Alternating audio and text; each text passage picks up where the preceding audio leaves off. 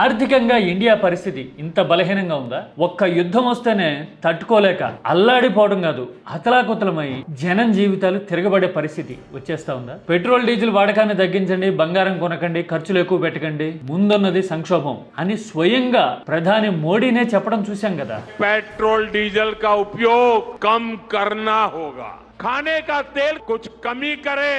ఇలా ప్రభుత్వమే చెప్పింది అంటే అలకల్లోలం అన్నట్టే కదా. ఇలాంటి పరిస్థితి ఎప్పుడో ఎర్లీ 90s లో పివి ప్రధానిగా బాధ్యతలు స్వీకరించే టైంలో ఉంది అని మాట్లాడుకున్నాం కదా, చూశాం కదా చరిత్రలో. మళ్ళీ ఇన్నేళ్లకి ఇలాంటి పరిస్థితి ఎందుకు వచ్చింది? ఇది సడన్ గా హర్మూజ్ స్ట్రైట్ మూసేయడం వల్ల, ఇరాన్ యుద్ధం జరగడం వల్ల వచ్చిన పరిస్థితి కానే కాదు. కారణాలు ఏంటి అని అన్వేషిస్తే, వెనక్కి తిరిగి చూస్తే గత 12 ఏళ్లుగా ఏం జరిగిందో కళ్ళ ముందు కనపడుతుంది. ఇన్నాళ్ళు అలాంటి వాస్తవాల్ని మనకి మీడియా చెప్పలా, మనలో చాలా మంది కూడా తెలుసుకోలేకపోయిన ఫలితం ఇప్పుడు దేశం అనుభవిస్తూ ఉంది. ఏంటా కారణాలు, ఏంటా వాస్తవాలు? మన కళ్ళకున్న గంతలు తీసి చూస్తే నిజాలు ఎలా కనపడతాయి?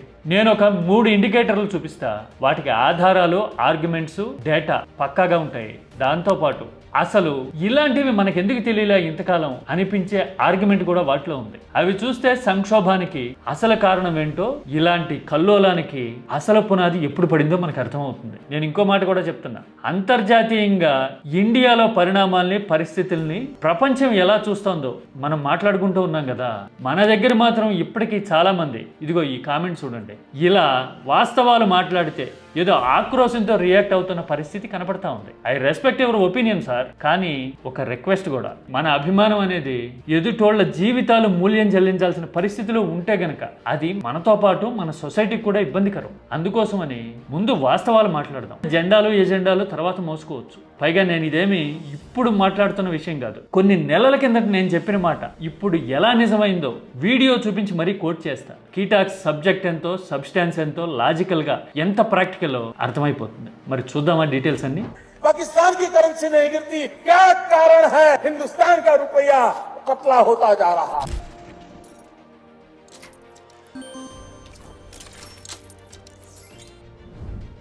ఆర్థిక సంక్షోభం గుప్పెట్లో ఉంది దేశం, ముందు ముందు ఏం జరుగుతుందో తెలియని పరిస్థితి అని ప్రధాని మోడీనే స్వయంగా ప్రకటించడాన్ని చూసి దేశం అంతా బిక్కుమంటూ చూస్తున్న సిచ్యువేషన్ ఇప్పుడు మన కళ్ళ ముందు ఉంది కదా. కారణం ఏంటి? విశ్వగురు అని చెప్పాము, దేశంలో గ్రోత్ రేట్ బ్రహ్మాండంగా ఉంది అని చెప్పి సమయం సందర్భం వచ్చినప్పుడల్లా నెహ్రూ మీద జోకులేసి విమర్శలు చేసి 12 ఏళ్లుగా ఉత్సాహంగా ఉల్లాసంగా అడుగులేస్తూ వచ్చాం కదా. మరి ఒక్క యుద్ధానికే ఇంతలా కింద మీద అయిపోయే పరిస్థితి వచ్చిందా? కాదు.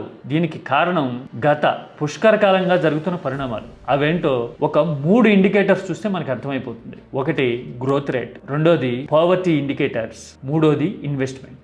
ఏ ఆర్థిక వ్యవస్థకైనా స్పైన్ అండ్ బోన్ ఈ 3 కదా. ఈ 3 ఇండియా ఎక్కడుందో, ఎక్కడున్నామని చెప్పిందో ఇంతకాలం చెక్ చేద్దాం one by one. First the growth rate. Recent గా నేను ఒక వీడియోలో చెప్పున్నా, 2008లో ఆర్థిక సంక్షోభం ప్రపంచాన్ని చుట్టుముట్టినా గానీ 2009లో ఇండియా 7.9% గ్రోత్ రేట్ సాధించింది. That was really phenomenal, better than US and Japan అని మాట్లాడుకున్నాం. మరి 2014 తర్వాత చెప్తున్న గ్రోత్ రేట్ ను మాత్రం అంత కాన్ఫిడెంట్ గా ఎందుకు కోట్ చేయలేని పరిస్థితి? ఎందుకు కోట్ చేయాలని చెప్తా ఉంది కదా. ప్రభుత్వం బ్రహ్మాండంగా సాధించామని చెప్తా ఉంది కదా. మోడీ ప్రభుత్వం అంటారా? మన ప్రభుత్వం చెప్తా ఉంది సరే, కానీ అంతర్జాతీయంగా మాత్రం ఈ డేటాని కన్సిడర్ చేయట్లా. మీకు తెలుసా ఈ విషయం? ప్రపంచ బ్యాంక్ గానీ, ఐఎంఎఫ్, ఇంటర్నేషనల్ మానిటరీ ఫండ్ లాంటి సంస్థలు గానీ ఇండియా గ్రోత్ రేట్ ని తప్పులు తడక అంటూ ఉన్నాయి. అందులో శాంక్టిటీ లేదు అని చెప్తూ ఉన్నాయి. పైగా మనకి జీడిపి లెక్క వేసుకోవడం కూడా తెలియడం లేదు అని చెప్తూ, చేత కావట్లేదు అని చెప్తూ సీక్రెట్ ఇచ్చినాయి. మనకి తెలుసా? అంటే ఇండియా గ్రోత్ లెక్కలకి ఇంటర్నేషనల్ మార్కెట్లో ఉన్నది C grade. A+, A, B ఇవేవి కాదు, సి గ్రేడ్. ఈ విషయాన్ని ఏ మీడియా చెప్పలా ఇప్పటి వరకు. ఓన్లీ 2 పేపర్లు మాత్రమే ఈ విషయాన్ని రాసినాయి. అసలు ఇంత ముఖ్యమైన విషయాన్ని దేశం ఎందుకు తెలుసుకోలేకపోతుంది అని 6 నెలల నాడు మాజీ ఆర్థిక మంత్రి చిదంబరం ఒక పోస్ట్ పెట్టారు. నేను అప్పుడు ఒక వీడియో చేశా, ఇదిగో ఇక్కడ డేట్ కూడా ఉంది చూడండి. మన వాళ్ళు చెప్తున్న గ్రోత్ లెక్కలన్నీ నిజం కాదా అని.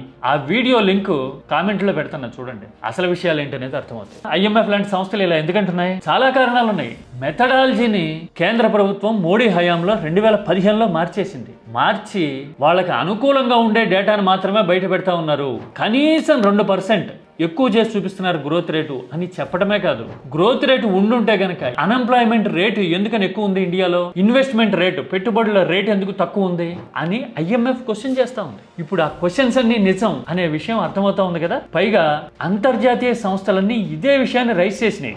Institute of south Asian studies లాంటి అంతర్జాతీయ స్టాండర్డైజ్డ్ అప్రోచ్ ఉన్న సంస్థలన్నీ ఇదే విషయాన్ని క్వశ్చన్ చేసినాయి, బయట పెట్టినాయి. కానీ మన మీడియా ఎక్కడా ఈ విషయాన్ని చెప్పలా, మనకి తెలియలే. నిప్పుల మీద దుప్పటి కప్పినట్టుగా కప్పిపుచ్చి కవళ్ళ గంతలు కట్టినాయి. తీరా చూడబోతే ఇప్పుడు బోరుమనే పరిస్థితి ఇండియాకి వచ్చింది. అంటే ఇప్పటి వరకు చెప్పుకున్న లెక్కలన్నీ నిజం కావు అనే విషయం ఒక్క యుద్ధం దెబ్బకే అల్లాడ్డం చూస్తా ఉంటే అర్థమవుతోంది కదా. మన గ్రోత్ స్టోరీ లెక్కలు నిజమై ఉంటే గనక ఇప్పుడు ఇలాంటి పరిస్థితి ఖచ్చితంగా వచ్చుండేది కాదు కదా. మన పక్కనున్న చైనా, జపాన్ లాంటి దేశాలు ఇప్పటికీ దూకుడు మీద ఉన్నాయి. వాళ్ళ స్టాక్ మార్కెట్లు బ్రహ్మాండంగా రైజ్ అవుతా ఉన్నాయి. ఆర్థిక వ్యవస్థ ఎలాంటి ప్రభావం లేకుండా నిలబడింది కదా. మరి చైనా కూడా క్రూడ్ ఆయిల్ ని ఇంపోర్ట్ చేసుకునే దేశమే కదా. కానీ వాళ్ళకి ఎందుకు లేదు ఇలాంటి పరిస్థితి? కారణం ఏంటి అంటే తక్కువ ఉన్నా కానీ వాళ్ళు చూపించిన లెక్కలు ఒరిజినల్. అలాగని నేను చైనాని సపోర్ట్ చేస్తున్నానని ఇప్పుడు లేనిపోని తొక్కలో లాజిక్ లాగి టైం వేస్ట్ చేసుకోకండి. కడుపు మండుతున్నప్పుడు నిజాలు తెలుసుకోవటం అనేది కనీసం వివేకం, విచక్షణ ఉన్నవాళ్ళు చేయాల్సిన పని. ఇది గ్రోత్ రేటుకి సంబంధించిన విషయం. రెండోది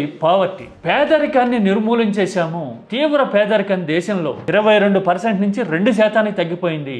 అసలు ఇది మంత్రదండం లాంటి పనితీరు అని దేశంలో ప్రచారం జరగడం గత కొద్ది రోజులుగా చూస్తా ఉన్నాం. అసలు పావర్టీ ఎరాడికేషన్ ఇంత ఫాస్ట్ గా చేయటం ఒక రికార్డ్ అని కూడా మీడియా ప్రొజెక్ట్ చేసింది. తీరా చూడబోతే అక్కడ కూడా ఏం జరిగింది? గ్రోత్ రేట్ లాగే ఇండికేటర్స్ మార్చారు. Modified mixed reference period, methodological shifts in surveys అనేది ఆ లెక్కలు అలా మారడానికి కారణం. చాలా మంది దృష్టిలో పాండమిక్ అంటే కరోనా ఎఫెక్ట్ వచ్చిన తర్వాత వ్యాపారాలు దెబ్బతిని లోయర్ మిడిల్ క్లాస్ ఫ్యామిలీలు కూడా పేదరికంలోకి జారిపోయినాయి. ఆ తర్వాత పెద్ద నోట్ల రద్దుతో పేదరికం పెరిగింది అనేది అంతర్జాతీయ సర్వేలు చెప్తున్న మాట, నమ్ముతున్న వాస్తవం. కానీ మన కేంద్ర ప్రభుత్వం మాత్రం 20% పేదరికం తగ్గిపోయింది 10 ఏళ్లలోనే అని చెప్పి కే షేప్డ్ రికవరీ అని ప్రొజెక్ట్ చేసింది. ఎకనామిక్స్ చదివిన వాళ్ళకి తెలుస్తుంది కే షేప్డ్ రికవరీ అంటే ఏంటో తెలుసా? ఇదిగో ఇలా కనపడే మ్యాప్ను నిలువుగా పెట్టి చూస్తే కనుక అది కే షేప్ లో ఉంటుంది. అంటే ఒకవైపు రైజ్ ఏమో విపరీతంగా ఉంటుంది, ఇంకొక వైపు రైజ్ నేలను తాకుతూ ఉంటుంది అనమాట. దీన్ని కే షేప్డ్ ప్రొజెక్షన్ అంటారు. అంటే అమాంతం పేదరికం పోయింది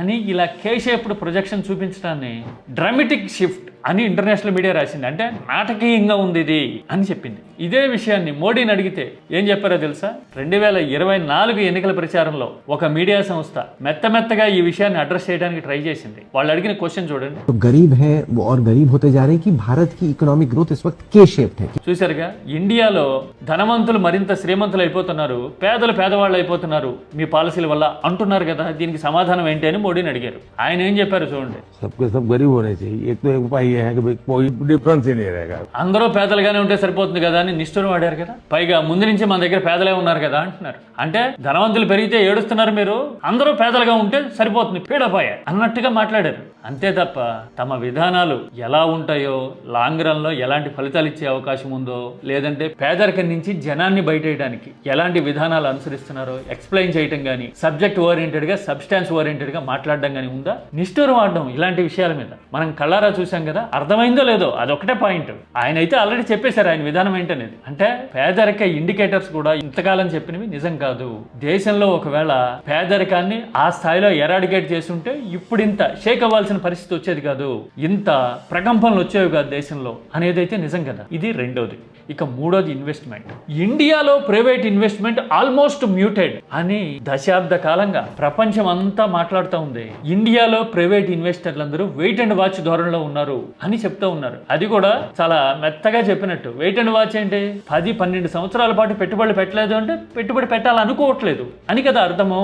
ఇదే విషయాన్ని ట్రంప్ కూడా కోట్ చేసి డెడ్ ఎకానమీ ఇండియా అని కామెంట్ చేస్తే కేంద్రం కనీసం ఖండించే సాహసం కూడా చేయలేదు కదా. రాహుల్ గాంధీ అందుకే ఈ మధ్యన ట్రంప్ చెప్పిన మాట నిజమే, దేశంలో ఆర్థిక పరిస్థితి ఇలా అయిపోయింది, ఇది చాలా తీవ్రమైన పరిణామాలకి దారి తీస్తుంది అని కొద్ది నెలల కిందట మాట్లాడడం చూసాం. हमारी इकोनॉमी को जबरदस्त नुकसान होने वाला है. Gas is going to be a problem, petrol is going to be a problem. చూశారు కదా, రాహుల్ గాంధీ అలా మాట్లాడితే ఇండియాని డెడ్ ఎకానమీ అంటున్నాడు అని రాహుల్ గాంధీకి దేశభక్తి లేదు అని తిట్టాను తప్పితే డెడ్ ఎకానమీ కాదు అని ప్రూవ్ చేయడానికి ట్రై చేయలా, పరిస్థితి మార్చడానికి అంతకంటే అడిగేలా. తీరా చూడబోతే ఇప్పుడు ప్రైవేట్ ఇన్వెస్ట్మెంట్ లేదు.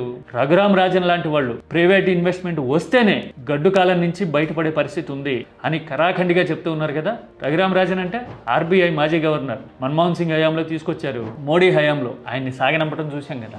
Foreign direct investment show that we are a country worth investing in. చూశారు కదా, రఘురామ్ రాజన్ అంటున్నారు ప్రైవేట్ ఇన్వెస్ట్మెంట్ ఉంటేనే మనీ సర్క్యులేషన్ ఉంటుంది, ఫ్లో ఉంటుంది, గ్రోత్ ఇంచను కొంచెం ముందుకు కదులుతుంది అని చెప్తూ ఉన్నారు కదా. అంటే ఇప్పుడు ఇండియా పరిస్థితి మారడం అనేది అంత సులభం కాదేమో అనిపించే సవాల్ కదా ఇది. ఎందుకంటే ఇన్వెస్ట్మెంట్ రేట్ పెరగట్లేదు కదా. చాలా చిత్రమైన విషయం ఏంటో తెలుసా, ఇండియాతో పాటు ట్రంప్ రష్యాను కూడా డెడ్ ఎకానమీ అన్నారు. కానీ ఇరాన్ యుద్ధం తర్వాత రష్యా చమురుకి డిమాండ్ పెరిగింది, అక్కడ ఆర్థిక వ్యవస్థకి మళ్ళీ చలనం వచ్చింది. ఇప్పుడు వేగం పెరిగి పరుగులు పెడతా ఉంది రష్యా. అంటే సంక్షోభాన్ని అవకాశంగా మార్చుకునేంత శక్తి, ఎబిలిటీ, కెపాసిటీ రష్యాకు ఉన్నాయి. మనం ఏం చేసాము, రష్యాతో దూరం పెంచుకున్నాము.